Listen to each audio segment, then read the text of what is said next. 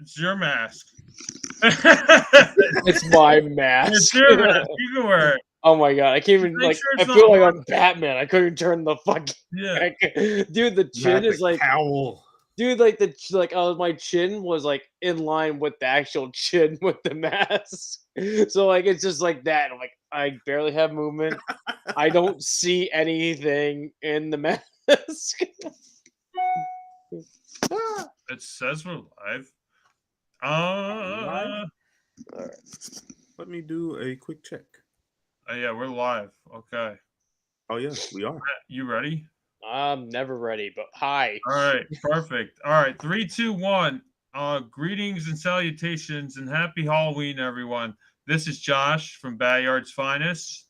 I guess I'm from Metropolis as well. We'll go in order. We bring you the best of the Batman, Superman, and more in pop culture. And today's events are Within the Woods, Sam Raimi, and Evil Dead 2, also directed by Sam Raimi. So this is a Sam Raimi centric episode, and I realized last year we did a Sam Raimi themed movie with Crawl. Yes, we did. Crawl for last Halloween. So Sam Raimi, I guess, is I don't know. He appeared 2 Halloweens in a row. Well, introduce yourself. People don't know who you are. Sorry. Go ahead. It's okay. You pulled a me. It's fine. I'm Matt from Gotham. What's up, guys? And I'm Jerry, still your Green Lantern from Ola. Yeah, I was trying to change it up. I wanted to try Matt's intro.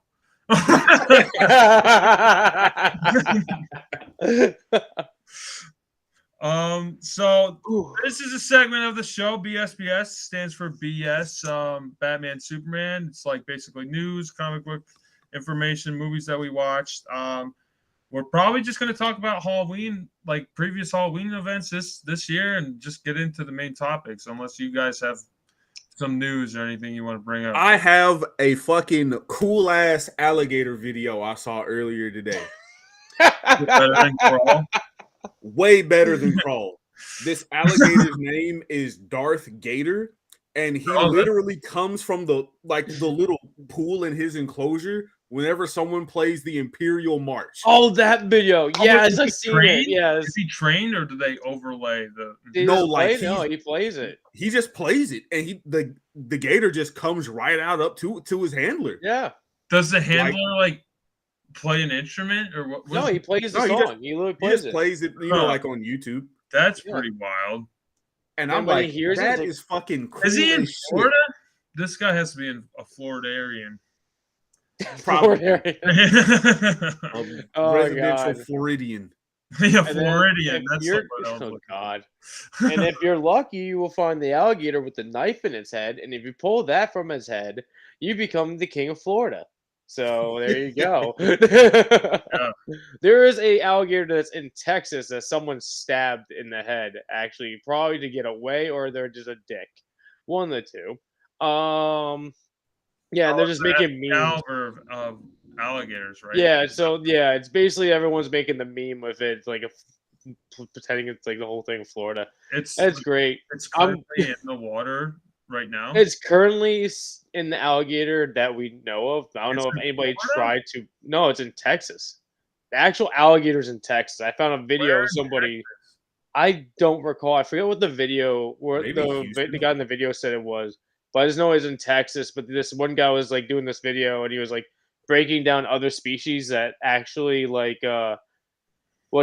took basically other basically crocodile and alligator designs, try to evolve with it, like how to blend in with the surroundings. Like you got alligator gar had that one design. They had the alligator snapping turtle with certain designs that how their shell is. It's like weird animals that share the name like alligator or crocodile in their name with it, and they have certain traits of they're kind of it's a subspecies. I'm a subspecies. It's they got literally traits of their camouflaging techniques and their protective styles. I didn't even know gators were native to Texas. I didn't think. Forgive me if I'm wrong. It's there. There's a lot of invasive species in Texas, so I'm wondering. Yeah. It probably just got brought there. Texas is the Australia of the U.S. Yeah. And Australia is like British rednecks. True. It was. It literally was. They both talk funny. Oh God, they just got worse. No, God, don't. We're So not making fun of. do you guys have any Uh, Halloween stories or events that happened in recent I times? may have became a legend in freaking Woodstock. No, not joking around. No, freaking me and Josh are having our event this weekend, and me and Josh think because I was sitting on a guardrail dressed up as a cowboy and nobody in the middle of the night. It's like Right. 3 o'clock in the fucking morning. People are just Long driving story. by us. Long fucking story. But yeah, I'm just waiting for somebody to make an urban legend or some kind of folk Yeah, so story. Me. to paint the picture, Matt is sitting on the guardrail, like full out cowboy outfit. He's Mad Yes. Dog Tannen. I'm Doc Brown, from the Old West. So I have like the trench coat and the old white hair. Matt's sitting on this guardrail. You know, he's basically silhouetted. So like it's pitch black. Yeah, like 3 in the morning, like Matt was saying. I look like a homeless person, like laying down because I was so tired. I was like behind Matt. And then I'm sure people were passing by us looking like I looked like a dead victim and Matt looked like a sinister, cowboy presence that just like, is smoking over his bounty. I was smoking. So that's what the image is. So we might be a new legend Oh yeah. We can only hope. I'd be so happy if that actually becomes a thing. I don't Next think time so. we go. I know. I wish. I'll be so happy. So Jerry, Matt and I were basically everything Halloween this year. I was basically with Matt. I want to hear what you got. If I know you've been kind of in the rough the past couple of days, so yeah, I've been so before I got sick with the flu, which I haven't had in 15 years, which it sucks, but hey, everybody gets sick. Prior to that, I had a wedding that I attended, and that was a lot of fun. It wasn't Halloween themed, but there definitely were slight goodie bags and things people made off with. I walked out with fucking a bottle of whiskey and a bottle of vodka and a whole bottle of the cherries that they put in when you order an old fashioned. I got a whole bottle of that. I've got a whole pan of cornbread muffins. Okay. Just it was a good fun time. I saw 2 close friends get married, and they're spending their lives together. But I walked away scot-free with 2 bottles of booze and some free food. There you go. Okay. That sounds like a good time. Yeah, you definitely want to take advantage of the free food. Well, definitely. No wedding is free, but you got to take advantage of all the goodies. Yeah, I have a wedding I'm going to this weekend, so yeah. No, that's cool, man. I'm glad you enjoyed yourself. Yeah, so I have a few photos that some friends took, but I have the majority taken by the professional photographer. I'll post up a few, not many, because oh Jesus, I think I was in like maybe 40 or so pictures in the course of like 30 minutes. Oh man, okay. So it's I've got just big catalog. I know is on the way. Are you you don't sound too sick, like you sound like you're on the ups. Oh yeah. Thank God for modern medicine. Yeah. I have been taking so much Tylenol and Vicks, it would kill a man. Yeah. After I was with my nephew last night, I think he drank out of my water bottle, and I think he's sick with something. So I've been taking Mucinex like immediately. So I don't feel too bad now, but I was scared. I was like, I don't want to get sick before the wedding.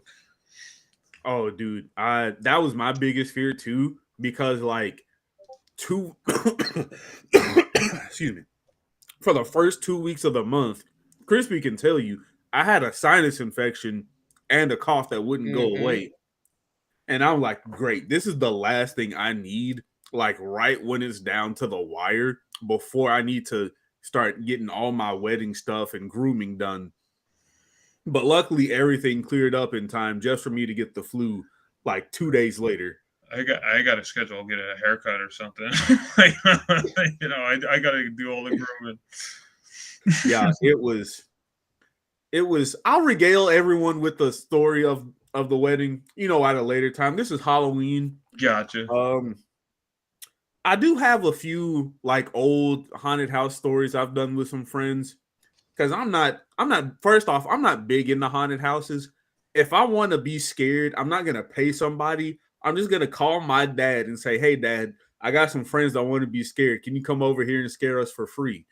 That's cool. And so we went to one of the the nicer haunted houses down here in Nashville. I think it was Nashville Nightmare. And so everybody's like, I'm in the back because it's literally like 5 women and including me, 3 other guys. And I'm like, I'm not finna be pushed, pinched, and just punched by a bunch of screaming women. So I'm in the back just waiting for them to be scared. And so we get to a part of the haunted house where it's dark. And so I just kind of slink away and I just crouch down. And I just grab one of them by the leg and I just start barking like a rabid pit bull and almost get kicked in the face. It was hilarious. Oh no. That's oh no. And then coincidentally, I also had happened to wear like a solid black t-shirt and some like some darker blue shoes. So they really couldn't tell where I was, but they just felt me just grabbing and jostling their pant leg. And they were trying to figure out what was going on. Yeah, I was trying to do that to my nephew last night, but he we try to scare the shit out of him. He was more wise to it, He's getting a little older, where like he's not as scared of the attractions anymore. Like we took him years ago, and he was petrified, and like they put him in this whole orientation. We screwed up. That one. I wouldn't really say we screwed up. It was just kind of what happened with the dice, how the dice were rolled. Basically, this is like his first haunted house. I think it was 7 or 8. Yeah. And, they're doing like this scenario where they're asking each patron, do you have a heart of gold? And Mason, my nephew, he said yes. And they're like, oh, we need your heart, So they took him. And then they had this like box enclosure. Yeah. Basically, they're gonna they took the person and then they put them in the box and they closed the box. And then he was like he was crying in the box. Like I heard him like, I don't like this, And then I don't know what the rest of the scenario. I was just like honed in. I'm like, okay, this child's in this box and like I'm responsible for him. So. Then they told all the people to leave. They're like, yeah, okay, you leave now, you leave. And I'm like, well, the kid's still here. And they're like, oh no, you could go. I'm like, what? Okay. So I basically left the room, but I stood on the like right next to the doorway, like waiting for Mason, trying to figure out what was going on. So they basically like banged on the box and they're like, get out, and like basically like Evil Dead voices. And then Mason comes running, screaming, and he was crying. And I was like, Mason, I'm right here. It's okay. And I grabbed him and I kind of pat him on his back. And like, honestly, like immediately, it was like immediate. He just like, he was good and he was fine. And he stopped crying and then he was just like in it. And I was like, good for you, man. That was really great for you. And he did awesome. And then he was so scared basically the whole time, like he was petrified to speak, So and that was prior to the box incident. And then at the end, there's a guy with a chainsaw, who chases you like when you run out of the attraction. That's the last like event. Mason, he looked up at me. He's like, am I allowed to run? Basically, like that's like the look he gave me. And I was like, yes, Mason, you can run now. You can go. It's okay. So he ran off. And we met him in the parking lot. That was a pretty good one. Yeah. God. I have one more story. I feel bad about it. I felt kind of bad about Mason, but it's Definitely. I thought that was like shit. We just went last night. Sorry, Jerry, but we went last night. We're just like in this one room, like, and I'm like, Josh, is this the room where Mason fucking got like taken? And he's like, yeah, yes, it is. yeah. He remembers it to this day. Yeah. So it's cool talking to him about it. Now he's It's kind 12. of burnt into his brain. Yeah, he's not. He's a little cooler now. He's like, oh, I'm too cool for this. I don't get scared. I'm like, all right. Sure. I scared him at least 5 times. Yeah. Oh God. Yeah. So this isn't Halloween themed at all. It was literally I'm babysitting one of my cousin's first son, and he was like, he's like, he pulls me to the side. He's like, hey, if he starts acting up, just scare him a little bit. He's a wimp. He needs to man up. And I'm like, okay, bet. Awesome. And so he was doing something, and he was kind of getting on my nerves. And so I had this Yeti mask, right? It looked awful and cheesy, but I also had like, how like in movies, like in Scooby-Doo, when they were the Mono Tiki Tia episode, and he had like that staff and he was shaking it. Kinda. So I put this mask on and I get this staff that's just like it, and I'm just shaking it and I'm saying his name, and I'm like, Wesley.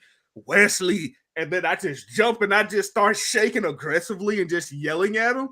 And he's jumped up in the bed just screaming for his life. And I said, "Are you gonna do it again? Are you gonna stop?" And he's just screaming, "Yes, I'll stop." That's good. Honestly, that's evil.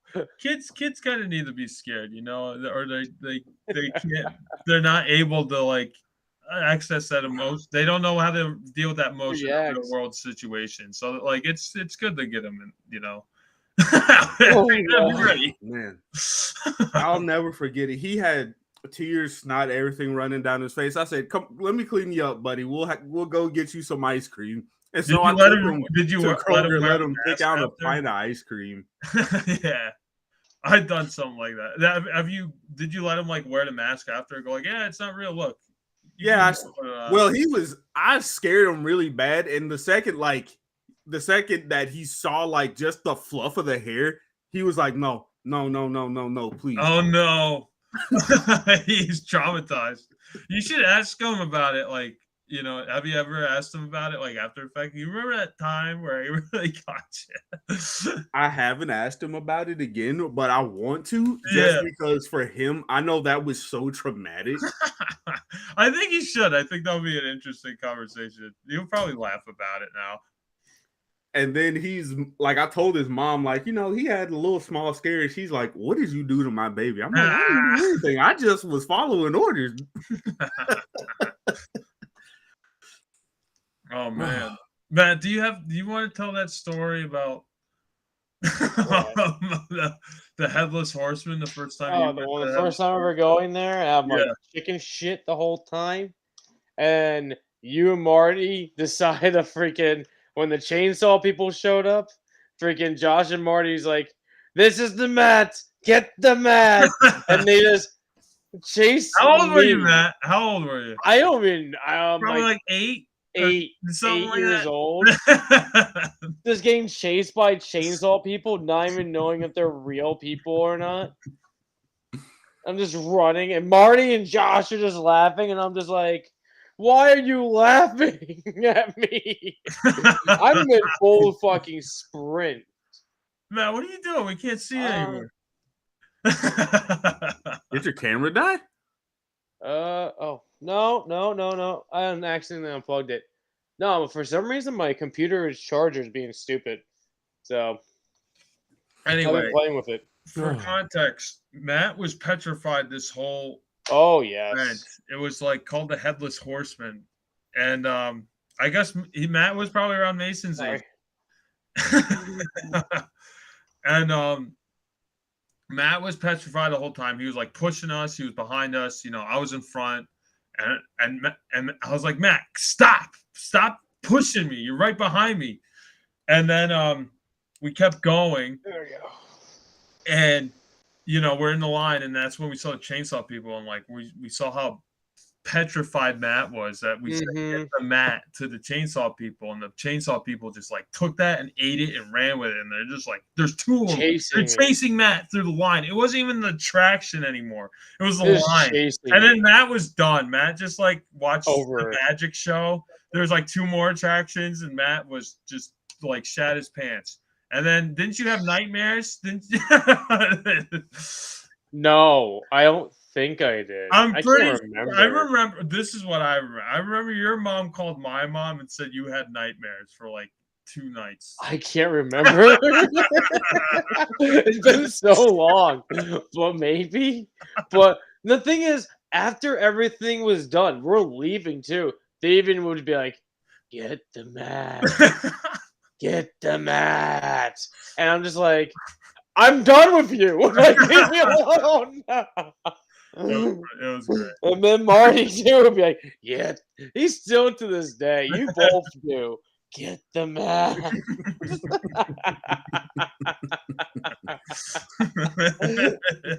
No, you guys were evil. You guys were evil. You needed it. Yeah. See, now you like haunted houses. See, you conquered your fears. Oh god, like I never went back there for like another I think it was another maybe 3 or 4 years. I'm trying to remember. My dad just randomly just said, "Hey, you want to go to the Headless Horseman?" to me and my brother, and we're just like, "All right, we're going." And like, and I'm just like, "Shit." Yeah,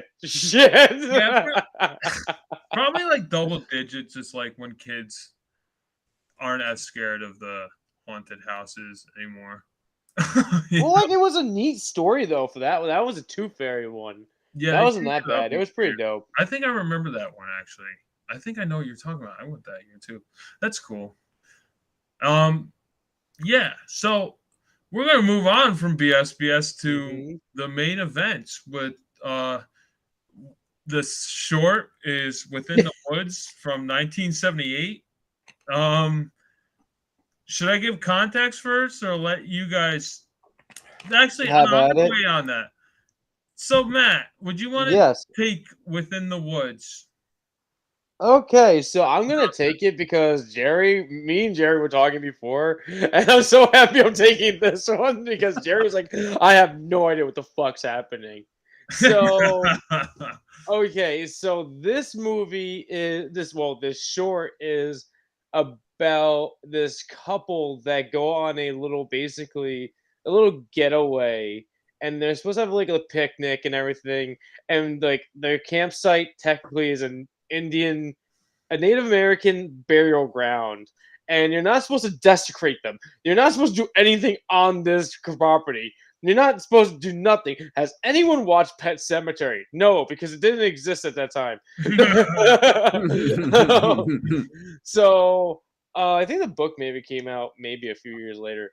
But anyway, so they have this whole thing, and this Bruce Campbell, his character, he discovers a couple arrowheads and all this stuff, other stuff. Goes through like basically a history, like just like session with his girlfriend, and then just later on goes on a little bit further out, little bit further from the camp, and discovers a sacrificial knife from I think it was the medicine man's of the tribe's knife for sacrificial like killings or just anything use. And he ended up taking that from where it would belong, and he ends up getting possessed and dragged away and killed in the woods. His girlfriend finds him, then later on gets possessed and tries to kill his girlfriend. And in the midst, she runs all the way back to where she lived, like I believe where they live or they were actually camping, and oh my god, the panning for this is definitely Evil Dead earlier tries, and it took so long for the evil spirit thing to get to the door because this girl is trying to get in the door. She's going through fucking 50 keys and trying to go into this damn door until her fucking friend says, at the door. And then Gil opens the door for her and lets her in. And then shit hits the fan. Everything goes on. Bruce Campbell's just murdering bitches. And like other people are getting like kind of possessed at the same time. But Bruce Campbell's definitely just the only possessed person. And he just kills the guy and freaking ends up like just getting through this whole situation and just murdering everything. And at one point, the girl gets to chop off his fucking hand, but it wasn't like a clean chop. It was like I'm still hanging there by a thread, so he just rips off his own hand, and I'm just like, that's nice. That's something I know from something familiar of. Okay, and then it just goes forth, and Bruce Campbell ends up, I believe, murdering his girlfriend, and it ends that way by stabbing her with the sacrificial knife or medicine man's knife. I can't. The video we had was not the best quality. It was definitely Laserdisc, something like that. It's a super. Okay, so just to give context, it's a Super 8 film that Sam Raimi directed, basically to showcase to producers, this is what we can do. Give us money to make Evil Dead. That's what this is. That's literally it. I told you, Derek. This is Evil Dead. Precursor. This is Evil Dead. This is the first Evil Dead anything. This is it. It's the precursor. It's so like we didn't do Evil Dead 1. We're doing Evil Dead 2, and I was like, you know what? Let's go all the way to the origin of Evil Dead. So this is what this like. Is for the story. It wasn't like horrible. Like from my it was actually pretty decent. It wasn't bad. Enjoyable. I wish it was a better quality for sure. That was the only one I could find. Like, you know, I was looking on YouTube too, and I couldn't find anything. And then I saw that Facebook link. I was thinking about picking an episode of Gravity Falls because, like, you know, there's kind of like a Necronomicon book in that show. I don't know if you ever seen that. And then I was like, you know what? This is the perfect short because it's the same movie. I never seen this ever. I just hear them talking about it when they talk about behind the scenes of making Evil Dead 1 and 2.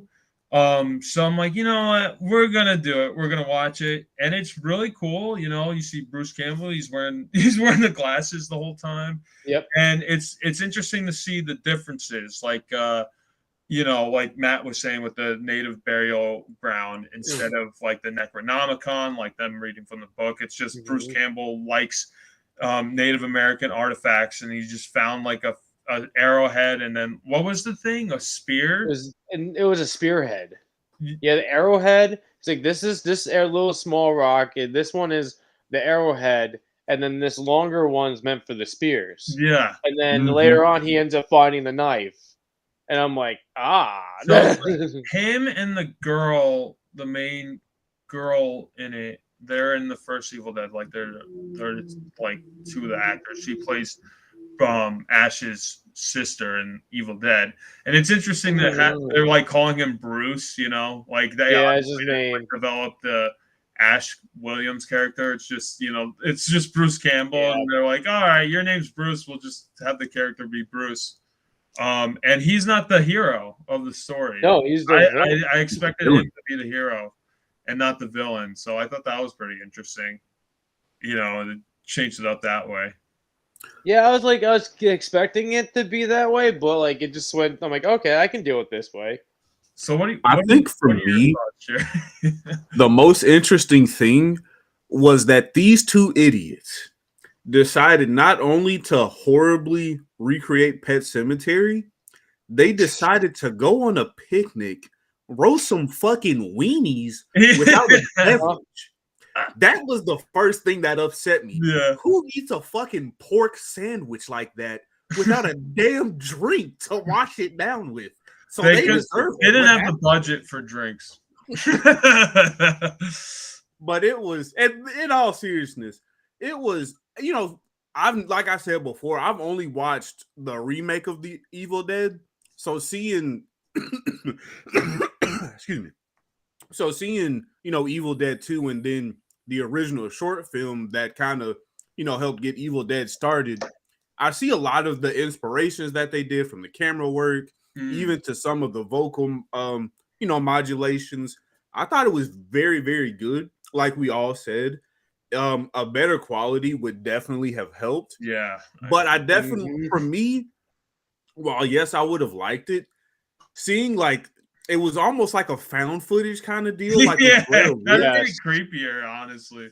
And seeing the parts of the movie where the video is just burning and cutting out, I'm like, okay, this is adding more to the ambiance. It's making it feel more surreal. Like, oh, this could happen to anybody in the woods if they don't know what the heck they're doing. Yeah, it's almost the original Blair Witch too. At that point, True. It's obviously that's not what they're going for. It's just a stupid rip of the VHS, but it feels like that. Oh yeah. And then definitely something that I thought was so interesting is the fact that the chick is going through all these keys, and I'm like, how many keys do you have, knowing good and damn well that you just saw your, I don't know, boyfriend. I'm just gonna call him boyfriend. I don't know what they were. They didn't go with it. They were definitely a couple in this, and it's kind of weird because in the first Evil Dead, she's his sister. Yeah, and then awkward. And then she's her sister again in the Ash vs. Evil Dead. Right. So like, kind of loose continuity. Weird. And I was just like, you have all these keys and you're about to die. And then everybody makes the same mistake when they're like, okay, the thing that's trying to get me is about to come in, and then boom, you kill an innocent person and end up making them the next victim for the damn spirit, ghost, haunt, whatever so have you's going on. And I was just like, you know what? You can't help people from being, fearful. But Lord, I forgot how funny that trope is of, the innocent accidental killing. Because I'm watching it and I felt so bad laughing. But I was like, you know what? You get what you get. Yeah. No, exactly. But definitely all of the camera shots, the camera work was honestly my favorite part of this short film. Because, obviously it's Sam Raimi, and, he's put out several good movies that I like and enjoy. Evil Dead is now also been put into that list. But this was, like for a 30-minute movie, it was fun. Like I would have it playing, in the background of a Halloween party. Right. Maybe if it was a better quality, I would probably. Yeah. Oh yeah, definitely. Maybe, after people have had, like 4 or 5 like cups of wine or like beers or whatever. Right. Yeah. Just to get people like, oh. Right. What is this? What am I watching? Is this Can I have that one more time, Jerry? Oh. Yeah. They're fainting at your party. God. You guys, I don't really know how to rate this. I don't know either, because it's a finished thing, but it's not finished due to the aging and how they ripped the video off. Yeah. And it's just like I would like to give it a rating, but I can't give it a rating. Yeah. I'm just gonna give it a 7 for now. I think for me, I would couple my rating of it with Evil Dead, since so much of it just goes hand in hand, It does. Yeah, for sure. So it's, to me, that's the only fair judgment I could give. But if I had to give just a placeholder until I watch Evil Dead 1, I'll do like Josh. I'll give it a smooth 7. Yeah. I know. I want to give it an 8. If it was like better quality, I might give it an 8. But just from what I saw and kind of what I could gather, I give it a 7. God, Jerry, I don't think you're ready for Evil Dead 1. Well, we got to talk about Evil Dead 2 first. We're going going forwards and backwards. Yeah, exactly. All right. So let's push on. We're gonna talk about Evil Dead 2. That's all you, Jared. Yeah. I don't know if you. I guess I have some context. If you want me to give context first before I pass it off to you, Jerry. Absolutely not. Okay. I'm ready to go in blind. Take it away. There we go. Yeah, I So, honestly Super. rather hear your thoughts before I say anything. So Evil Dead 2 follows the romantic getaway of Ash J. Williams and his current girlfriend Linda, who, unbeknownst to them, stumble upon a mysteriously haunted cabin. And while there to have a lover's getaway and just kind of party it up and be young adults, Ash Williams once again unintentionally summons the Necronomicon, the Book of the Dead, summoning the Deadites into the mortal plane. And along the way, not only does he kill Linda, who is being possessed by a Kandarian demon, but he removes her head with the cleanest shovel backhand I've ever seen. That's the favorite part. It was just one clean sweep and boom, off with her head like I'm not gonna lie. Before you continue, Jerry, I was afraid you were reading us something off a website. No, It felt like you were reading first until you got there. You were selling me. I'm like, this motherfucker can even come up with one. All right. And so as things progress, obviously it's the nighttime, and that's when, historically, that's when demons are the most active. And Ash is possessed by a demon, but luckily for him, it just so happens to turn daylight, and that manages to free him from the demon's control. And so, having witnessed the murder and possession of his girlfriend, Ash has the smart idea to get the heck out of Dodge, which he tries to do but fails because the bridge has been destroyed by the supernatural force of the demons. And so Ash is now forced to stay in this cabin, while battling the insanity of what he can't see with the things happening around him that he must, decipher between reality and fantasy. He is taunted by the demons numerous times. His hand is bitten by his deceased girlfriend Linda's head while still possessed by a deadite.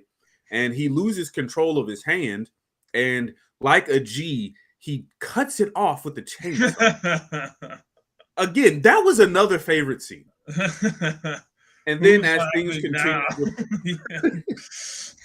things continue to progress, we meet Annie. I forget everyone else's name. Annie and Henrietta are like the two only important people, because we got hillbilly bumfuck rejects of the Hatfields and McCoys.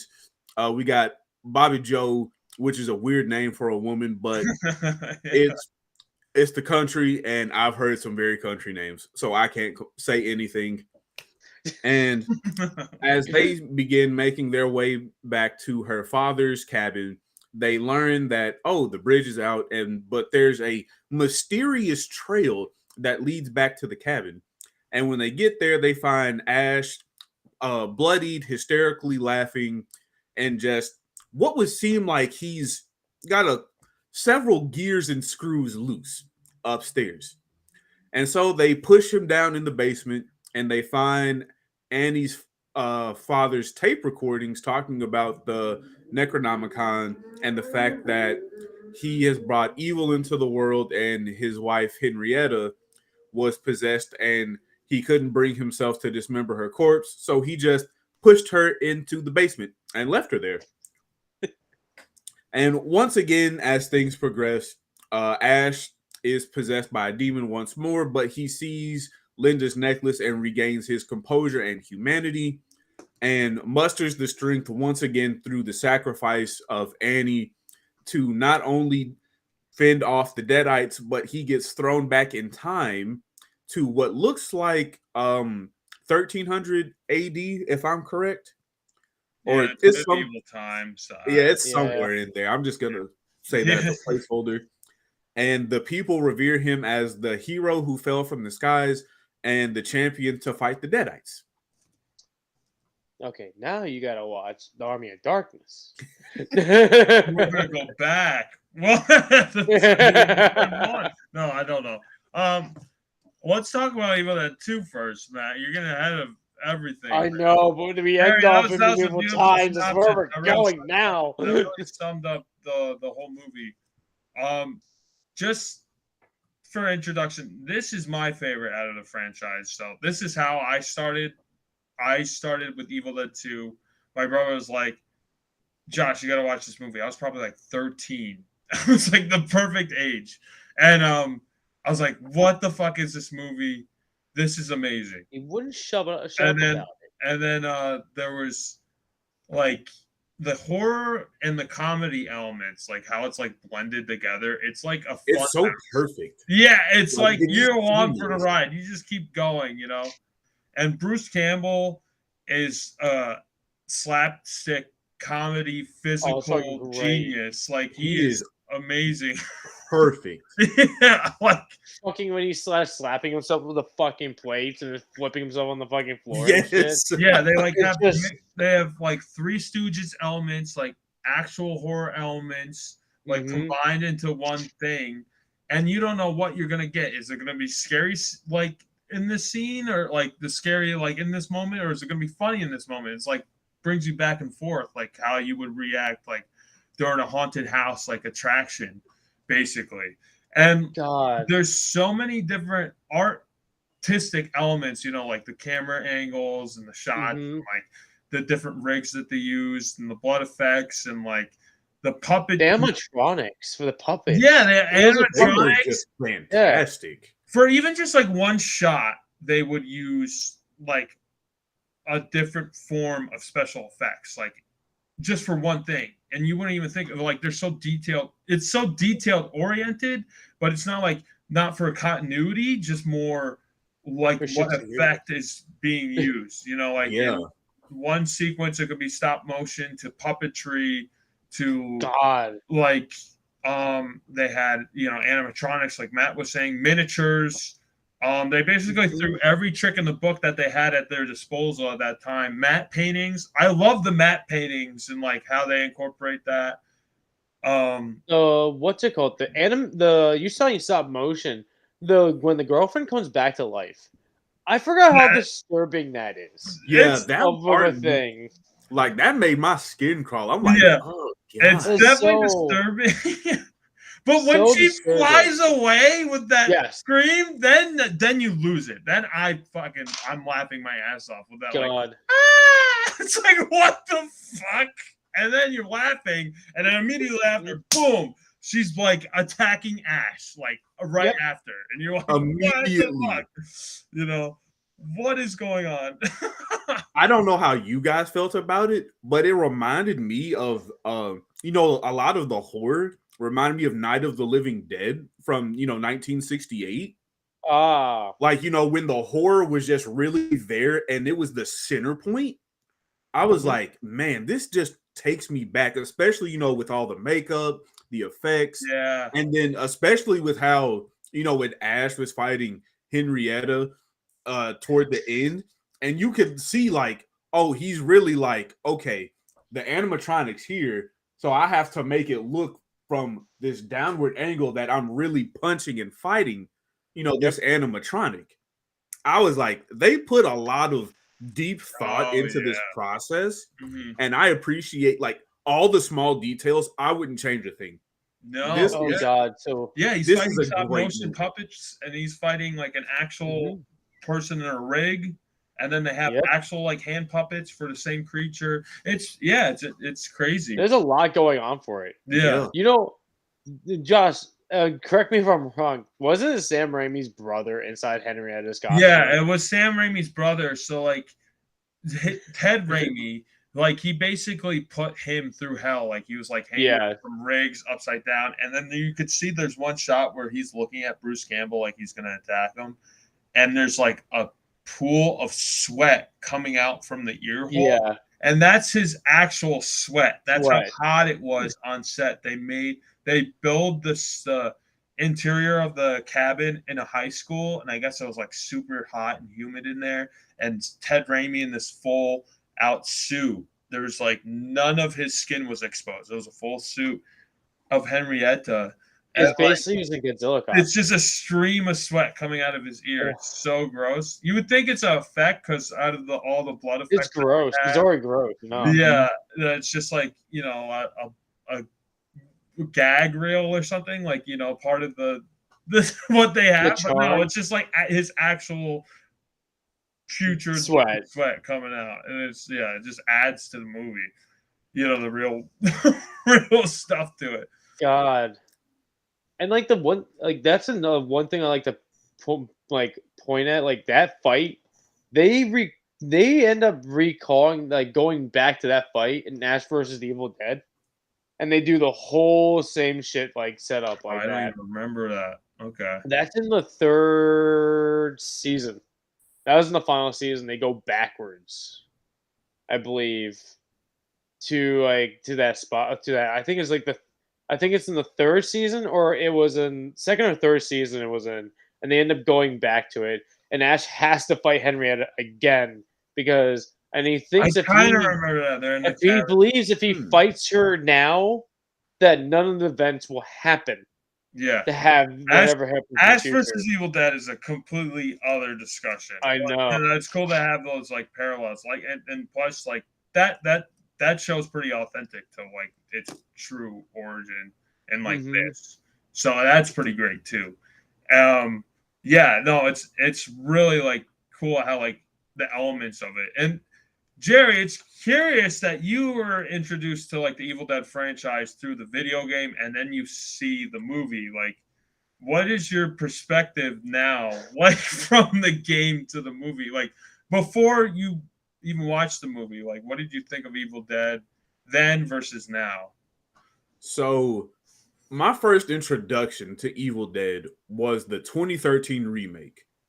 And that was just awful. The only thing that was really good about that was some of the visual effects that they used, but everything else, I would push it in a molten volcano and just burn it. Okay. Now the video game I had no knowledge of. I'm asking Crispy 1,000 questions. What's this? Who's this? Who's this fat ugly bitch chasing me around?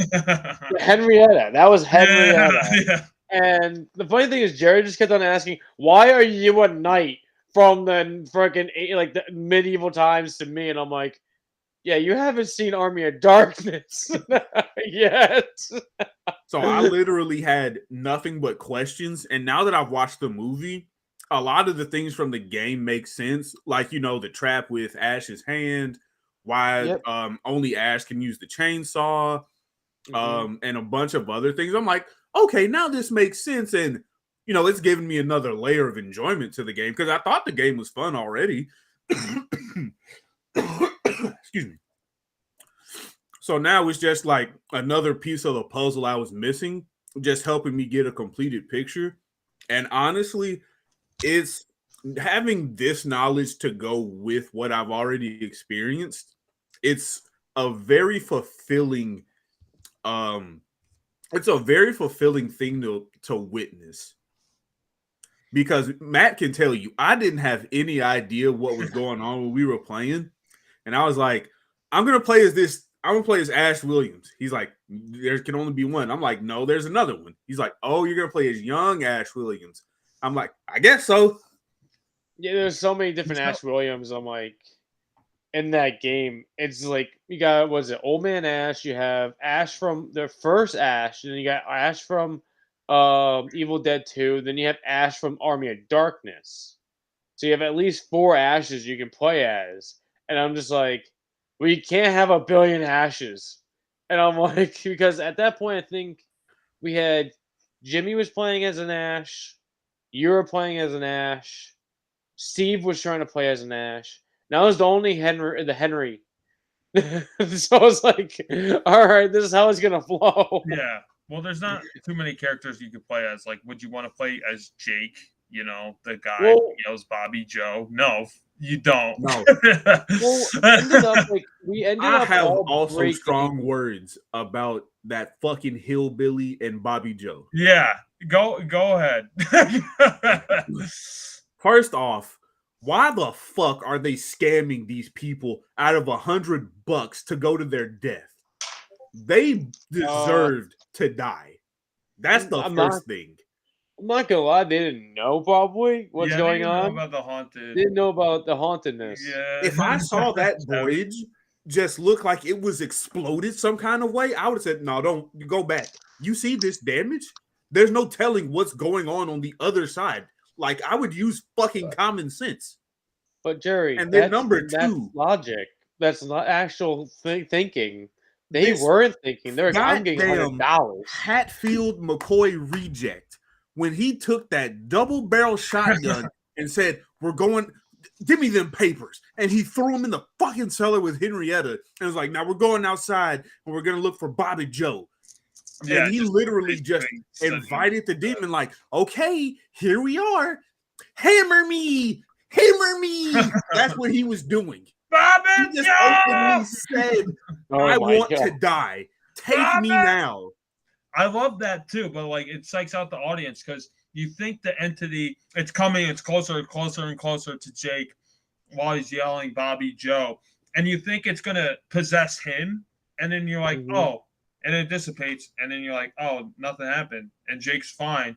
And then Ash Williams comes up as the demonic Ash. And you're like, oh shit, they're just like, he's back. You don't know what is going to happen because that's the main character. That's who you're following the whole story. And you're like, oh, he could get possessed. Oh shit, is she the main character now? Is Annie the main character? Is this who we're going to follow? You don't know. The one thing that annoys about the Jake thing, him getting picked up and then he gets thrown into a fucking tree at high speeds. Yeah. And I'm like, he's done. He's dead. He dead. And after that, he just shows up and he gets stabbed in the fucking gut. And I'm like, now you're dead. All right. Now you're dead. No, he ain't. He just won't die. And then until Henrietta's like, lunchtime, give me your soul. And just drags him into the I love how Annie's like holding onto the legs where it's like spraying out like excreta blood. Like it's just like thousands of gallons like in her face, and she's still holding on. I'm like, there's nothing to hold on to. He's gone. Let go. Jake needed a triple tap. He needed a triple tap to get taken out of this fucking movie. No, he definitely threw them through a loop. Jerry, did you know what was going to happen like throughout the film?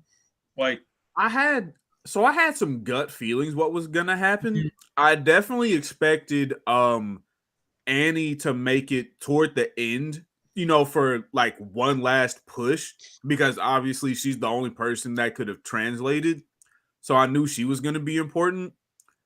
Bobby Joe, I did not give a fuck about her. If she would have lived, I would have been like, okay. If she died, no big deal either.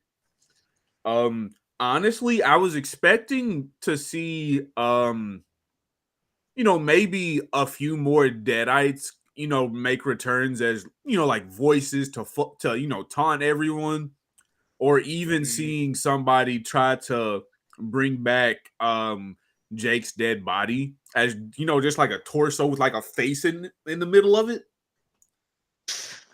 That would have been interesting. A belly face. Yeah. But like the whole time I couldn't figure out what way the movie was gonna go, which was good.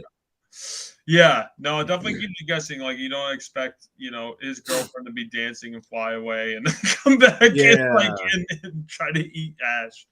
I thought that stuff was funny, and her like decapitated head of her body, like trying to attack Ash with the chainsaw. It's just like you don't know what's gonna happen. He's like chainsaw, then burns, and just comes in the fucking door. Yeah, this is like, definitely one of my top 5 favorite movies. Like this inspired me with a lot of my works. With like a lot, I love the camera shots and angles like that Sam Raimi uses, and the different techniques, and like obviously it's before CGI, so they use every trick in the book besides CGI. And they film the exteriors like in Michigan, and they're from like Detroit area, like Sam Raimi and Bruce Campbell. And Sam Raimi basically has this love-hate relationship with Bruce Campbell. Like he likes to beat the complete shit out of him. So like every time like you really see like Bruce Campbell get like hit in the face with like a branch or something, that's always Sam Raimi on the other side of the camera, like he would give him the worst hits and like the worst smacks and everything, and like put him through hell. And like there's that rig where he's flying through the forest, like they put him on. I don't even know what the rig exactly was, but that took like a whole day, like of them filming in the woods, like spinning Bruce Campbell around. You know, he's like getting grabbed after he discovers the bridge broken, and like it's just those were like Sam Raimi's like favorite days whenever he got to torture Bruce. And with this movie, it was like every day, and he's like really throwing himself like to the craft, like he's literally throwing himself, like when he's like bashing the plates on his head and like doing the flips and stuff. He said his stunt man only did like one shot where like he fell down the stairs, and that was it. Like he did all this other stunts where he's like killing himself. Rather the stuntman than the real actor. No, Sam didn't really care about that. He wanted him to do all. I know, but still, rather have a guy that's actually trained to go down the stairs than like a non-experienced man. I gotta say, when I watched this for anticipation of this, I watched the commentary. And I never watched the commentary. It was always like something I wanted to do. I've seen this movie so many times, so like I wanted to get like a different thing out of it. And the commentary is as entertaining as the movie itself, because like Sam Raimi's just like poking fun at Bruce, and like they're all kind of like making fun of the movie at the same time. So it's pretty funny. That's good. Yeah. That's great. And like even like little stuff like at the end, where he's gonna get sucked in the portal, and his hair like kind of turns gray when it's aging, and then there's a flower, literally stop motion flower of it decaying and dying. It's for one shot. It's like, wow. You know, like they're putting in all these like little tricks in the book, and like, you know, if you look at the background, they're really paying attention. Like they're really doing the damnedest to make this movie work.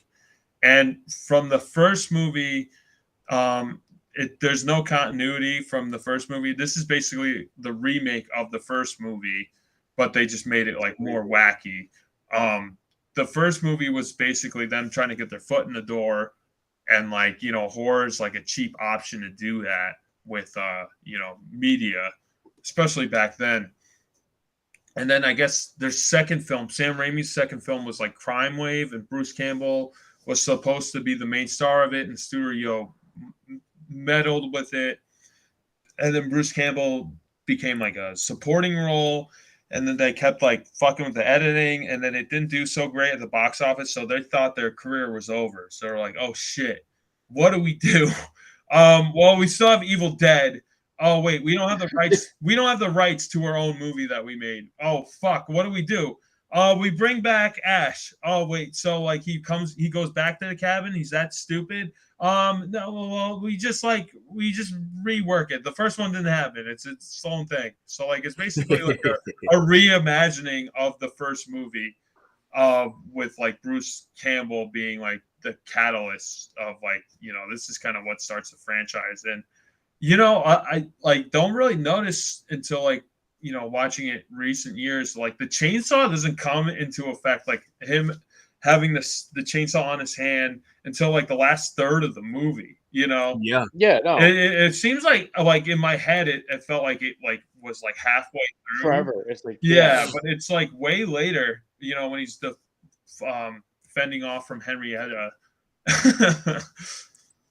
No, it takes him a good bit. Like then he gets they attached it to his hand, his arm, as a stub. With like, what is it, a belt? They had it like makeshift belt and a manacle. It's a real like jerry rigged set, because it's stuff you would use like laying around, what you would find in a workshop. Something that would take you like 3 months to make. If you're actually gonna do it. Yeah, whatever the freaking he did with his little jerry rig he did in the setup, it makes it a whole other movie. So like, yeah. Now, like, it doesn't make sense. There's one scene I wanted to get you guys' opinion on. It's when you know, Ash just finished, you know, shooting his severed hand with the shotgun. He's like, I made sure to get you that time. And, like the walls just start shooting blood from almost every angle. Oh yeah. Oh, yeah. And then after he finishes, everything in the room is just laughing hysterically at him. Yes. Like he's finally just snapped and he's laughing back. When that scene was going on, I couldn't help but think to myself, and I said it out loud, what the fuck is going to happen next? Because he's finally just snapped. Yeah, he had to destroy his hand. He's covered in all kind of blood, ectoplasm, demon goo, whatever. Like bile at the same time. And now he's just being mocked by a stuffed deer head, a lamp, some books, and a chair. Like this is the peak of Ash Williams' insanity. Yeah. Yes. That's the peak of it. And especially like looks right at the camera. They break the fourth wall, but like it works perfectly with it. Like I wouldn't change any of the shots from this film. It's like so creative how they shoot it, and like it's you could watch this 100 times and you still like pick up like some detail or something from it. Like him looking at the camera is for them to let you know that he has lost his mind. He knows now. He's done. when they had like the wall completely like spraying like the fire hose like in his face, they had to flip the set like this, so he's like lying on his back, and they basically like bolted his legs to the side of the set, and then they had the gravity of all this blood just fall on his face, and Bruce Campbell says that it took it like he was like shooting out blood out of his nose and his ears and everything like for like 2 weeks. Like it was just red coming out of his nostrils and everything. Jesus. So they he really tortured himself, and Sam really put him through the ringer. Like he was not going soft on him just because he was his friend. If anything, he went even harder on him. He really put it through. I definitely appreciate how tough Sam Raimi was on him. Because honestly, if he went too light, the movie wouldn't be believable, in certain moments.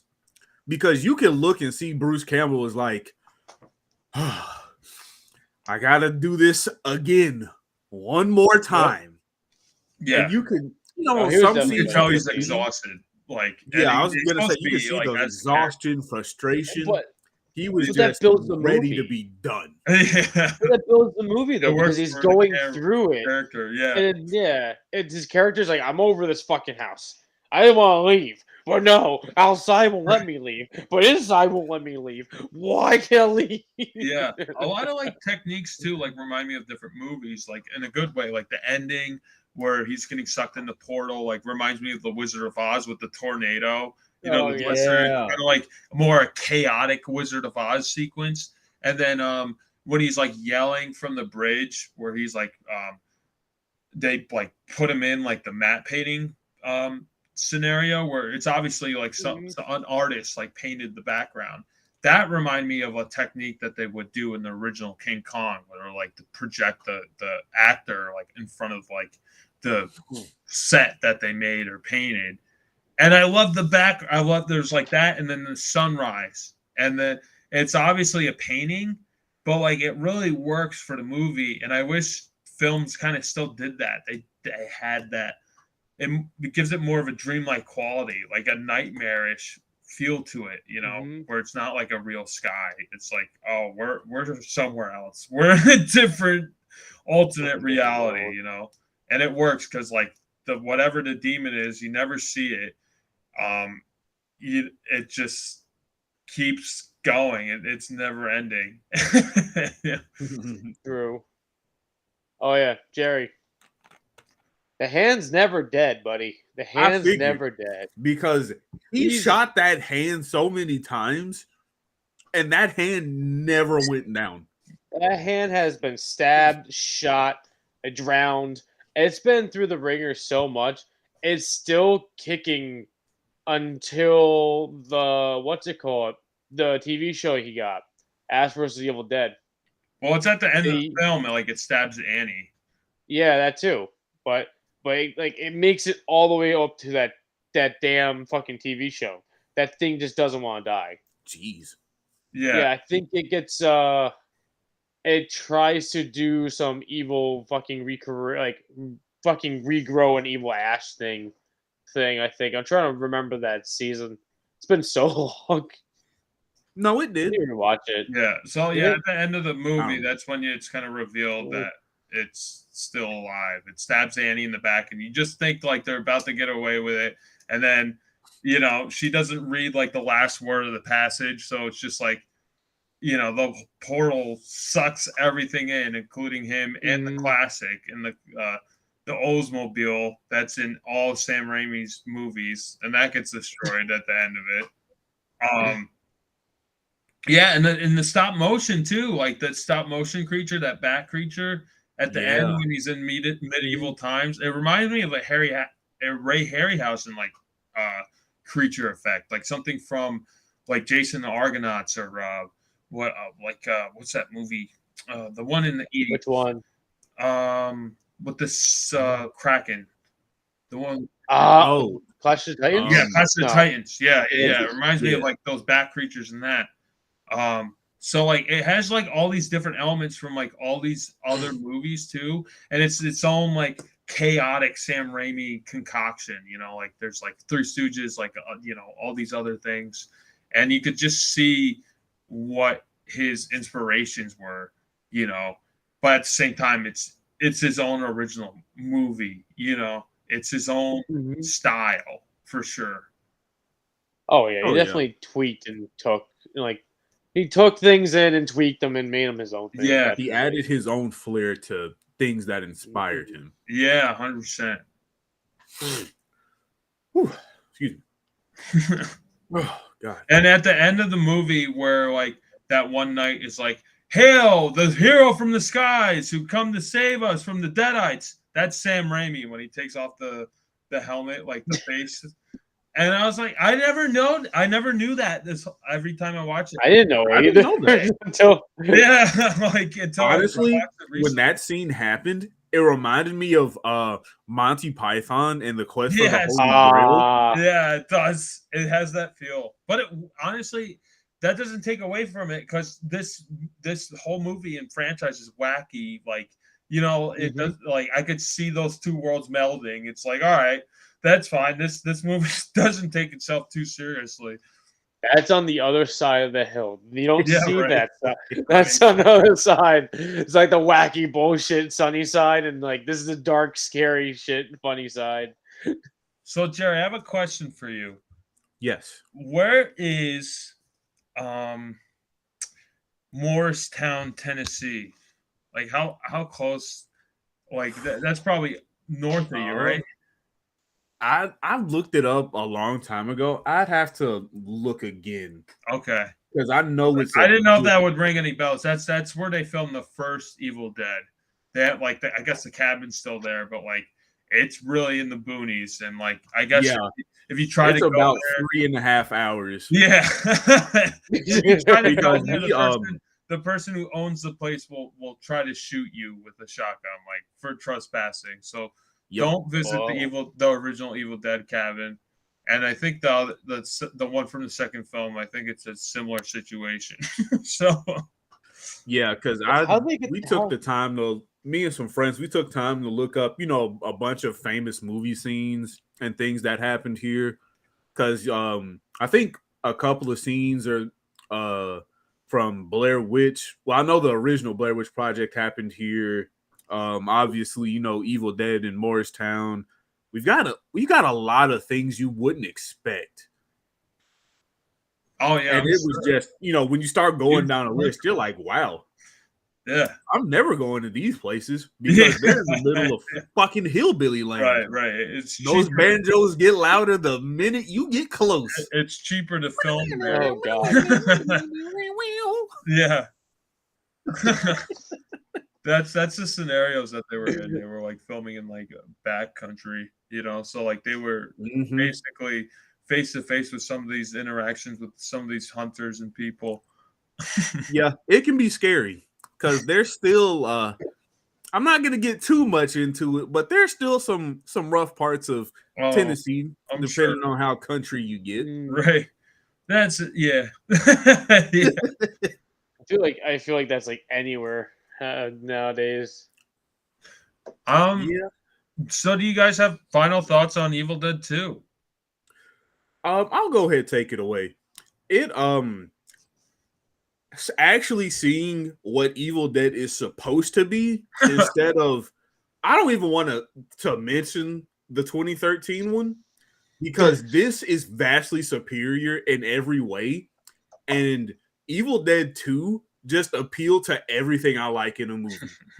And not only that, it was everything I loved about the 80s. A lot of blood, a lot of cheesy jokes, some good animatronics and special effects. But more importantly, you don't know which way the story's ever going to go.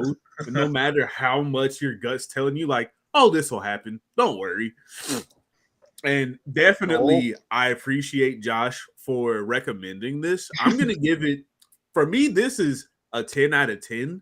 I love this so much that honestly, I kind of wish we had did this sooner, but I'm glad we still did it for Halloween. I'm always going to appreciate it.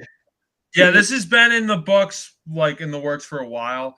Like Matt and I've seen it so many times, and it's like interesting that you haven't seen it. I'm like, oh, I feel like we talked about it already. You know, but like I was like, oh, Jerry, we bring it up so Jerry's much. never seen this movie. He has to see this movie. So like, you know, I was definitely saving it in the books. And there's other Sam Raimi and Bruce Campbell works that I want to talk about. And I feel like this is like we have to talk about this before we even go into any of those other directions. Actual relationship. Because Bruce Campbell's probably my favorite actor, like in general. He's up there. Just like his persona and like on and off screen, I just find it so commendable. And you know, his Instagram is fucking hilarious. You just don't know what's happening on Instagram. You can have like 1 second he's riding a bike and talking about how he's smoking pot and all this other shit. Or now nowhere he's just doing some dumbass fucking little like face swap video. Yeah, like, look at me, I look beautiful. And I'm like, what the fuck am I watching? Yeah, he lives in the mountains of Oregon, so like he's out in the woods and he's kind of like in the thick of it. Yeah, that's cool. He talks about like nature and stuff, so I'm definitely interested in that. So like it's cool to have like an actor who I'm interested in like from this movie like kind of live somewhat of a lifestyle that I'm interested in at the same time. Like, oh shit, okay, he's cool. He's not like another LA actor who lives in Los Angeles, you know. Nah. So yeah, that's cool. I definitely got that vibe from him watching the movie that he's very much a jokester in everything he does. Oh yeah, and for sure. It's so hard to find that in people who don't end up doing things, you know, that eventually become problematic or do things that would be seen as, okay, you know, that's not really acceptable to say or do anymore. We're going to have to get you out of here, buddy. No. Yeah. God. So, Jerry, like you've seen the Spider-Man movies, right? Yeah. No Sam Raimi ones. He's the guy that's giving like Peter Parker a hard time in every fucking movie. Right. Yeah, he's like, I'm the human spider. What? What kind of name is that? Yeah, that name. What the fuck is this? Yeah, Bruce Campbell gives him Spider-Man. He's a wrestling announcer in the first one. Yep. And the second one, he's the doorman who doesn't allow him to enter Mary Jane's play. And then in the third one, he's the French hostess. Waiter. Yeah. Wow. I never knew that. Yeah. So, he was supposed to become the Mysterio. Yeah, he was going to be Mysterio in Spider-Man 4. And I just wish they did that just so, you know. We had it. We had Bruce Campbell as like a main villain or like a character in one of the Sam Raimi movies. Like that's a good build-up. Like you got him from the beginning to the end there. Just like start with Bruce and end with Bruce. Right. And they did and like just like they set up the lizard too. Like that would have been interesting in like Spider-Man 4 or something. You know, Mysterio and the Lizard, because he was in all the movies, like both. You know. Yeah, true. Yeah. Matt, what's your rating and review? For me, this is always gonna be a classic. You always have to go see this movie. You always gotta watch it. I'm still waiting for it to come to the Regal so we can watch it at the Regal. That would be I think fun. I don't know if it has already came through the Regal once already, but I'm still hoping it comes back because lately they've been doing a lot of like 25th, 30th, whatever anniversaries of movies, like re-releases in the theater. So I'm hoping it's getting to that point where they're like, all right, we're gonna put it back into the theaters again, and definitely me and Josh will be in the theaters to watch it. I'll even I drag would my love to dad see go this with see an it. audience too, in a theater. Like I Oh would love yeah, to see it with an audience, and like not people supposedly who've seen the movie. I honestly would oh, just rather see. randos.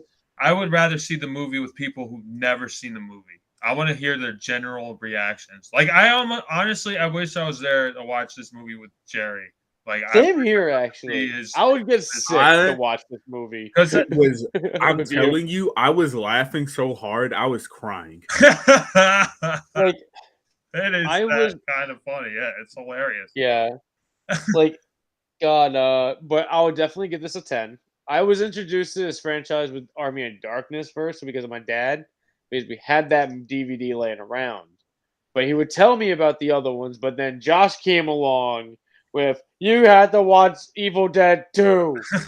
You had to watch Evil Dead 2. And he would just tell that to everybody. I Not showed like that, just one or two movie people. to a lot of people. Yeah, He yelled at people like, "You gotta see this!"